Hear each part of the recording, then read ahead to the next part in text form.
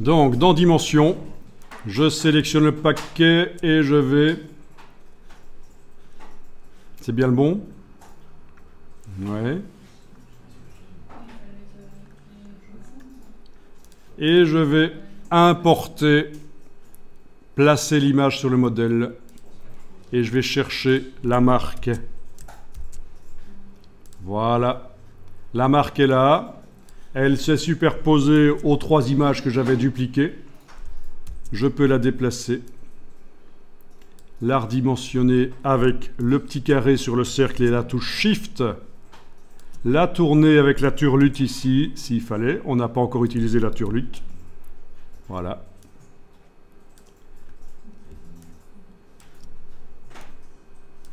Voilà, on pourrait même tourner complètement. C'est pas très pro d'avoir du texte tourné comme ça, mais pourquoi pas? Ça peut marcher. Voilà. Et puis en dupliquant l'objet, on peut faire des tests de positionnement.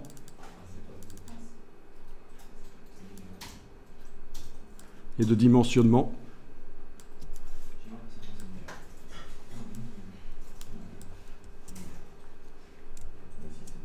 Voilà, en petit comme ça, c'est peut-être pas mal aussi.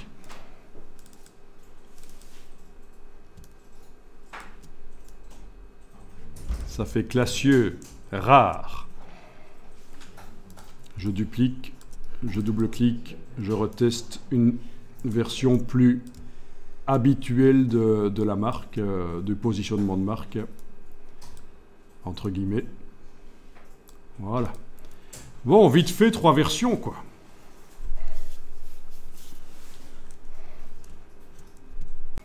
Donc les possibilités sont assez importantes, surtout si on commence à jouer avec les déploiements UV et à travailler dans Photoshop. Mais on ne va pas ici faire le déploiement UV du sachet et travailler dans Photoshop. Tout le monde voit ce que c'est un déploiement UV au niveau des textures? C'est mis à plat, une mise à plat, voilà. Là, ça offre pas mal de possibilités. Et c'est possible de le faire dans Adobe Dimension, mais pour l'instant, ce qu'on a fait, c'est du texturage facile. Donc, je vous montre donc cette version-ci avec la marque. OK, c'est un peu satiné. Le dessus, là, est un peu satiné. Et j'ai fait ici une version où la marque est métallique et sur un fond qui est mat. Alors ça va être assez facile à faire. Vous allez faire ça sur une copie de votre sachet. Donc vous allez le déplacer avec la touche Alt.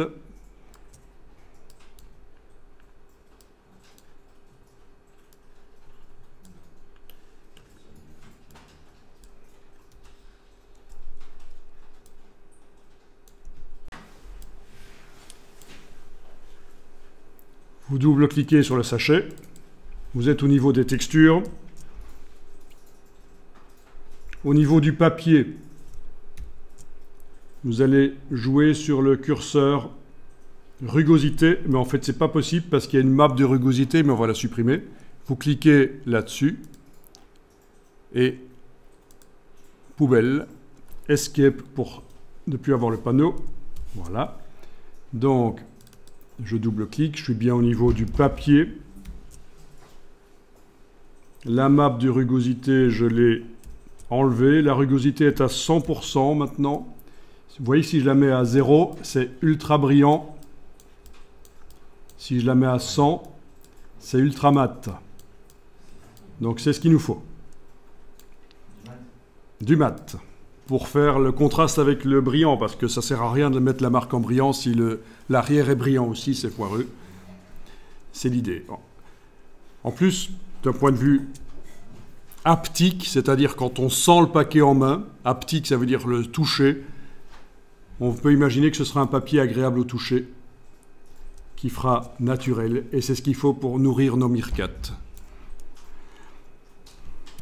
Ensuite, on active la marque au-dessus qu'on a placée. Et au niveau de sa rugosité, on va jouer là-dessus. On va diminuer à 0% la rugosité de notre marque. On a déjà un effet de brillance, comme si c'était un vernis. Mais si en plus vous augmentez le curseur métallique, vous avez vraiment cet effet métallique. Et voilà. Et l'effet métallique avec de la rugosité un peu plus, ouais, il faut vraiment trouver le dosage. Si vous voulez que ce soit un peu plus naturel, le dosage entre les deux.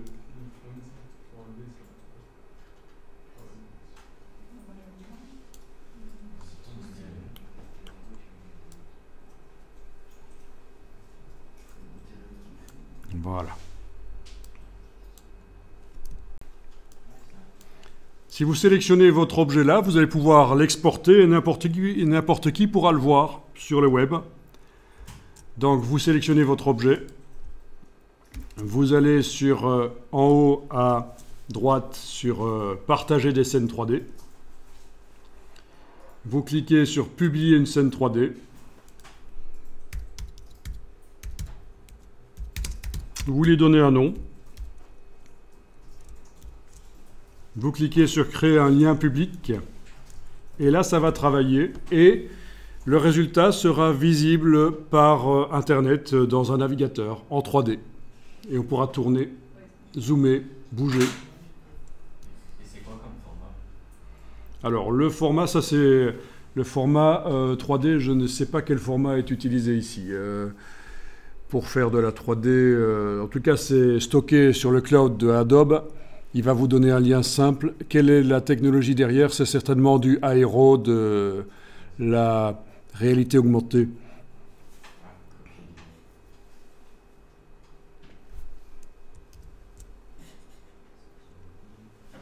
Ça fait 5 mégas. C'est quand même un peu lourd, mais bon. Alors ici, chez moi, c'est fait. Je vais donc cliquer sur copier le lien. On va dans un navigateur web. On va coller le lien. Pourquoi je ne clique pas directement dans Dimension sur Ouvrir dans un navigateur? Parce que j'ai envie de voir le lien, le vrai lien simplifié ici.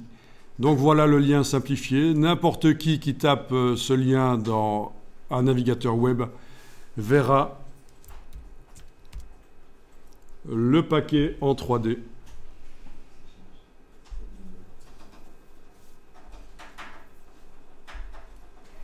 Le voilà. Ah, j'ai oublié d'enlever les autres. C'est dommage. Il faudrait que je republie parce qu'il y a les autres qui sont là. Donc, bouton gauche, ça permet de bouger. Roulette, ça permet de zoomer. Ah mince, ces bestioles sont immondes. Voilà. Clic droit permet de faire un panoramique, mais ici, comme il y en a beaucoup, ça foire. Donc voilà, vous avez de quoi tourner avec le bouton gauche, roulette de la souris pour zoomer en avant, en arrière, et clic droit pour le panoramique. OK.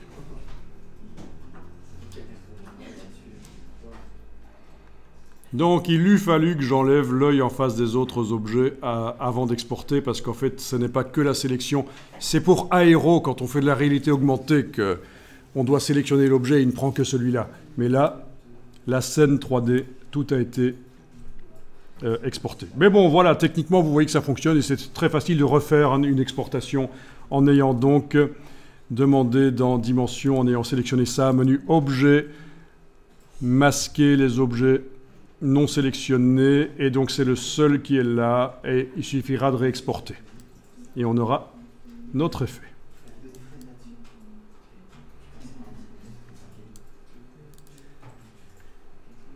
Les images aussi ont un degré de rugosité qui peut être réglé. Si elles ont l'air satinées comme ça, c'est parce que les images ont un curseur rugosité à 25%. Donc c'est pour ça que quand on tourne, elles brillent un peu. Elle pourrait être mate, mais c'est pas plus mal comme ça. C'est comme s'il y avait un petit vernis sur elle pour les protéger. Ok, faites ça, sélectionnez le sachet et demandez Objet, masquer les objets non sélectionnés pour ne plus avoir que cet objet-là.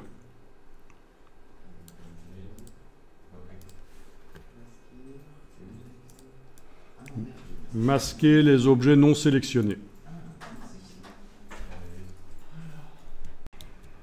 Alors ici, dans un navigateur web, j'ai juste tapé ici Tabletop et je suis dans Bing et j'ai filtré pour les licences Creative Commons. Mais vous n'êtes pas obligé. Vous allez chercher en fait un dessus de table sur lequel on va pouvoir poser notre objet. Donc on va dire que c'est un gros paquet de 5 ou de 15 kg de nourriture pour Meerkat et je vais aller poser ça sur une table.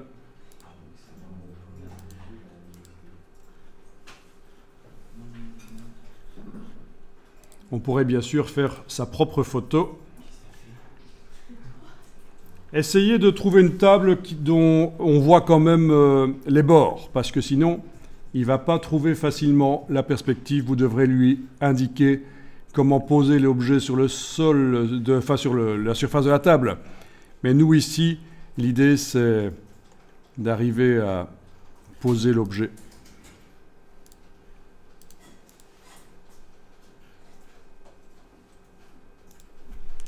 Bien, alors quand vous avez vos tables, on peut faire des premiers tests dans Dimension. Vous allez faire Fichier, Importer, Image en tant qu'arrière-plan.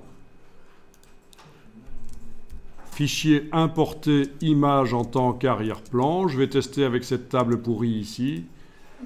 Voilà. Et alors, on doit demander Adapter à l'image. Dans les actions, ça c'est quand l'objet n'est pas sélectionné et que par contre, l'arrière-plan, lui, est sélectionné.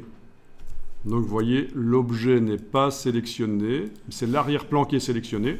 Et je demande Adapter à l'image. Et je clique sur OK et ça va calculer l'éclairage et la perspective. Voilà. Vous voyez, je ne sais pas si vous voyez, mais en fait, l'éclairage a changé un peu sur le... Il a déduit l'éclairage de la scène. On peut aller dans le menu Affichage et désactiver la grille, parce que la grille est toujours visible. Voilà, là, elle n'est pas visible. On peut sélectionner l'objet et avec le bouton droit et la touche Shift enfoncée 2 fois, on arrive à tourner l'objet sur lui-même. Donc je garde enfoncé la touche Shift. J'ai dû enfoncer 2-3 fois la touche Shift et j'arrive avec le bouton droit à tourner l'objet. Voilà, voilà. Avec le point, on peut déplacer l'objet sur la table. Voilà. Avec l'outil échelle ici, je peux augmenter la taille de l'objet. Ah, j'annule. Commande Z parce qu'en fait, il faut que je mette la chaîne. Voilà. Et sur le X, par exemple, je vais cliquer et bouger. Voilà la taille de l'objet. Clic droit, une fois, 2 fois, majuscule. Et voilà, on le tourne sur lui-même avec le clic droit. Je suis toujours en train d'enfoncer la touche majuscule. Et bien sûr, on peut faire une animation, exporter la scène pour After Effects et faire une animation. Je vais tester avec l'autre image que j'ai été chercher. Non, c'est pas ça, idiot. C'est Fichier, Importer, Image en tant qu'arrière-plan. L'autre image, c'était celle-là. On va tester ça.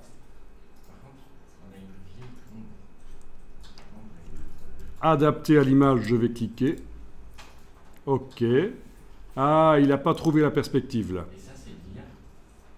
Il y a de l'IA dedans pour trouver la perspective. Là, je suis obligé, avec la touche, avec le bouton droit de la souris, de trouver l'angle pour poser sur la table, manuellement.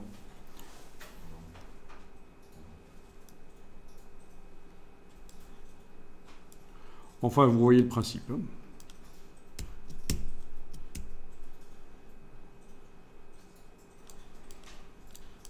Il faut trouver les bonnes photos et vous pouvez simuler l'implantation de l'objet dans... Donc, voilà. Ce n'est pas la meilleure photo ici, je pense, c'est pas l'idéal.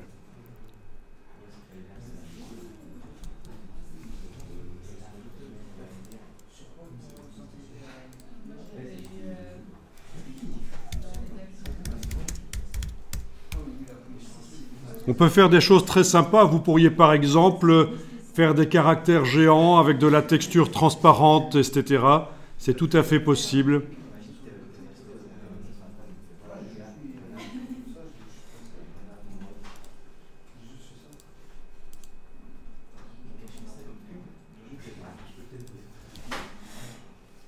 Donc au niveau créatif, au niveau, je veux dire, artistique, on peut faire des choses. Vous pouvez faire comme si les gens étaient à côté de caractères géants. Vous voyez comme on voit parfois dans les villes, on se photographie à côté du nom de la ville, écrit en grand. Mais vous pourriez écrire votre prénom et puis vous avez quelqu'un qui est à côté.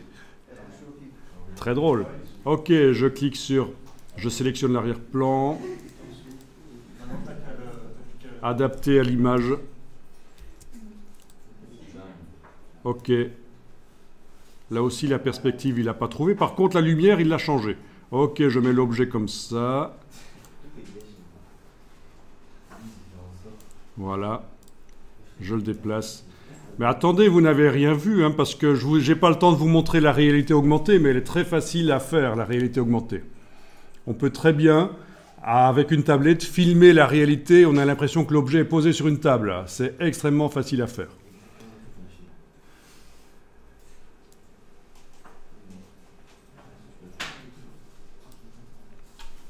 Bien. Ah oui, puis on a le rendu. On peut simuler des reflets, bien sûr. On a le rendu haut de gamme, haute qualité. On ne l'a pas encore vu, c'est l'option rendu ici. Mais il faut d'abord changer le canevas parce que ça vous fera une image de 1024 sur 685. Mais on peut vraiment aller jusqu'au 8K, 16K, il n'y a pas de problème. Voilà. Ça, c'est le preview. Bon, ben, enregistrez les fichiers que vous avez faits.